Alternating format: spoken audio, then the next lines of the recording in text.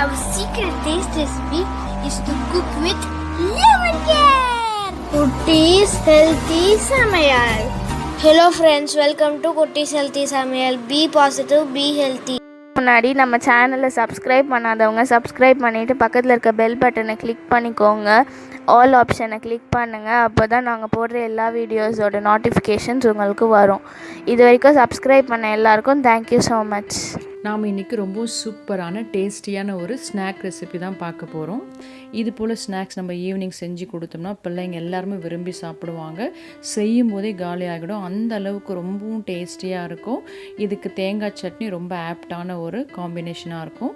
வாங்க இது எப்படி செய்யுதுன்னு பார்த்துக்கலாம். இது செய்யறதுக்காக முதல்ல 1 கப் அளவுக்கு கோதுமை மாவு எடுத்திருக்கேன். அது கூடவே ஒரு 1/2 கப் அளவுக்கு ரவை எடுத்துக்கிறேன். இது வறுத்த ரவை வறுக்காத ரவை எதனாலும் நீங்கள் எடுத்துக்கலாம். அது கூடவே 1 கப் அளவுக்கு இட்லி மாவு, அதாவது ஒரு 2 days புளிச்ச மாவு. ரொம்ப புளிச்சதாக எடுத்தால் நல்லா இருக்காது டேஸ்ட்டு. இதையும் அது கூட ஆட் பண்ணிக்கலாம். இப்போ இது கூட தேவையான அளவுக்கு தண்ணி ஆட் பண்ணி நல்லா மிக்ஸ் பண்ணி விட்டுக்கலாம். நான் இன்றைக்கி முதல்ல 1 கப் அளவுக்கு தண்ணி ஆட் பண்ணியிருக்கேன். ஆட் பண்ணி நல்லா மிக்ஸ் பண்ணி விட்டுக்கலாம். விஸ்க் யூஸ் பண்ணி மிக்ஸ் பண்ணோம்னா கட்டிகள் இல்லாமல் நம்ம மிக்ஸ் பண்ணிக்கலாம். ஸோ விஸ்க் நான் யூஸ் பண்ணி மிக்ஸ் பண்ணிக்கிறேன். ஏன்னா நம்ம கட்டிகள் இல்லாமல் இருந்தால் நல்லாயிருக்கும். அதே போல் எந்த ஸ்நாக்ஸ் செஞ்சாலும் நம்ம ரவை யூஸ் பண்ணோம்னா கண்டிப்பாக அட்லீஸ்ட் ஒரு 10 நிமிஷமாக நம்ம ஊற வைக்கணும். ஏன்னா ரவை வந்து தண்ணியெல்லாம் இழுத்துக்கும். அதுக்காக தான். இப்போ தேவையான அளவுக்கு உப்பு ஆட் பண்ணி நல்லா மிக்ஸ் பண்ணி ஒரு பிளேட் போட்டு மூடி வச்சலாம். ஒரு 10 நிமிஷம் ஊறட்டும். 10 மினிட்ஸ் ஆன பிறகு மற்ற பொருட்கள் ஆட் பண்ணுறதுக்கு முன்னாடி ஸ்டவ்வில் ஒரு கடாய் வச்சு தேவையான அளவுக்கு எண்ணெய் ஆட் பண்ணி சூடுபடுத்திக்கலாம். சூடாகட்டும். அதுக்குள்ளே நாம் மாவு பார்க்கலாம். பாருங்கள் நல்லா திக்காகி இருக்குது. இப்போ நாம் இது கூட ஒரு பெரிய சைஸ் வெங்காயம் பொடியாக கட் பண்ணி ஆட் பண்ணிக்கலாம். இது கூடவே ஒரு பச்சை மிளகாய் பொடியாக கட் பண்ணி வச்சுருக்கேன். அது கூடவே ஒரு 4-5 பல்லு பூண்டு தட்டி வச்சுருக்கேன். இதையும் நம்ம ஆட் பண்ணிக்கலாம். பூண்டு இஞ்சும் செரிமானத்துக்கு ரொம்பவும் நல்லது. உங்களுக்கு பூண்டு பிடிக்கலனா இஞ்சி கூட ஆட் பண்ணிக்கலாம் பொடியாக கட் பண்ணி. இப்போ இது கூடவே ஒரு 1/2 ஸ்பூன் அளவுக்கு பெருங்காயத்தூள் ஆட் பண்ணிக்கிறேன்.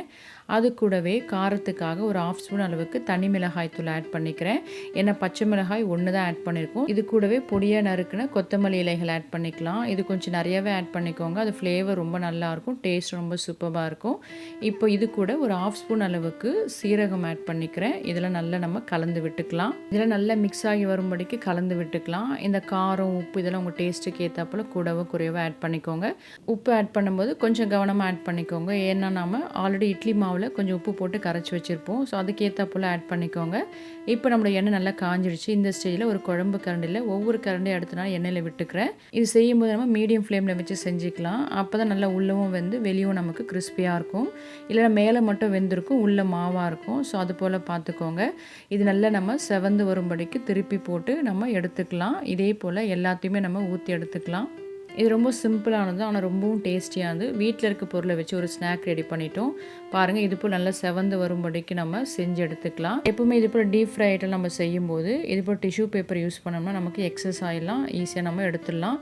இந்த மாவோட கன்சிஸ்டன்சி இது போல் இருக்கணும். ரொம்ப தண்ணியாக இருக்காமல் ரொம்பவும் கட்டியாக இருக்காமல் இந்த ஸ்டைலில் இருந்தால் உங்களுக்கு கரெக்டாக இருக்கும். அதாவது போண்டா வடைலாம் செய்கிற அளவுக்கு நமக்கு மாவோட திக்னஸ் இருக்கணும். இப்போ இதே போல் நம்ம எல்லாத்தையும் செஞ்சு எடுத்துக்கலாம். திடீர்னு கெஸ்ட் வந்துட்டாங்க, இல்லை ஈவினிங் ஸ்நாக்ஸ் செய்யணும் அப்படின்னா வீட்டில் இருக்க பொருளை வச்சு இது போல் சட்னி நீங்கள் ரெடி பண்ணிடலாம். அது ரொம்பவும் டேஸ்டியாக இருக்கும். இதுக்கு தேங்காய் சட்னி, கார சட்னி, சாம்பார் எல்லாமே சூப்பர் காம்பினேஷனாக இருக்கும். லீவ் டைமில் பிள்ளைங்களுக்கு மார்னிங்கில் கூட நீங்கள் இதை பிரேக்ஃபாஸ்ட் கூட செஞ்சு கொடுக்கலாம். ரொம்ப டேஸ்டியாக இருக்கும், சூப்பராக இருக்கும். இதில் நம்ம பேக்கிங் சோடா எதுவுமே ஆட் பண்ணல. ஆனாலும் பார்த்திங்கன்னா ரொம்ப சாஃப்டாக ஃப்ளஃபியாக சூப்பராக இருக்கும். மேலே நமக்கு நல்லா கிறிஸ்பியாக உள்ளே சாஃப்டாக ரொம்ப டேஸ்டியாக இருக்கும். நான் கட் பண்ணி காட்டுறேன் பாருங்கள். உள்ளே உங்களுக்கு டெக்ஸ்சர் பார்க்கும்போது தெரியும் அவ்வளோ சூப்பராக இருக்குது. நீங்களும் இது போல் செஞ்சு பார்த்துட்டு உங்கள் டேஸ்ட் உங்கள் எக்ஸ்பீரியன்ஸ் எங்களுக்கு கமெண்ட் பண்ணுங்கள். மறக்காமல் லைக் பண்ணுங்கள். ஃப்ரெண்ட்ஸ் அண்ட் ஃபேமிலிக்கு ஷேர் பண்ணுங்கள். தொடர்ந்து சப்போர்ட் பண்ணுங்கள். தேங்க்யூ. Yummy tasty. நீங்களும் ட்ரை பண்ணுங்கள், என்ஜாய் பண்ணுங்கள், ஹெல்த்தியாக இருங்க.